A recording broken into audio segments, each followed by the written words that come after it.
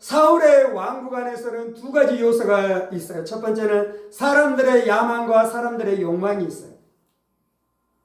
두 번째는 왕이 가지고 있는 야망과 왕이 가지고 있는 욕망이 있어요. 이 두 가지가 결합해서 왕국을 세워요. 근데 그것은 사람의 나라예요. 사울은 기본적으로 하나님의 나라를 상징하는 사람이 아니에요. 하나님의 나라를 세우는 것을 상징하는 사람은 다윗이에요. 교회 안에서도 사울의 왕국이 세워질 수 있어요. 목사에게 무엇을 요구하는 것입니까? 우리가 원하는 설교가 있습니다. 그것을 말해 주십시오라고 요구해요. 민중의 욕망이지요. 민중의 야망이죠. 사울은 어떻게 하는 것입니까? 자신의 욕망과 자신의 야망이 있어요. 그것은 무엇이냐면 자신의 명성이 드러나는 것이고 자신의 인기가 많아지는 것이고 자신의 재정이 충분해지는 것이에요. 그래서 사울왕은 어떻게 하는 것입니까? 민중의 요구에 굴복하는 것입니다. 민중의 야망에 굴복하는 것이요. 그래서 민중의 욕망과 민중의 야망이 결합되어져서 사람의 왕국을 세워가는 일들이 일어나는 것입니다.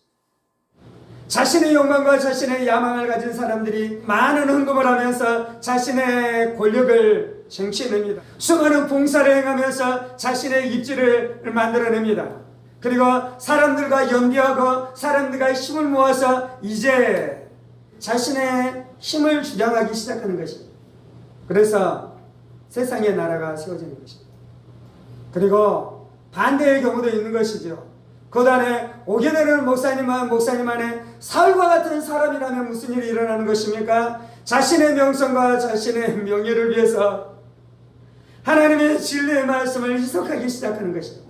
사람이 원하는 대로 하나님의 말씀들을 만들어가기 시작하는 것입니다.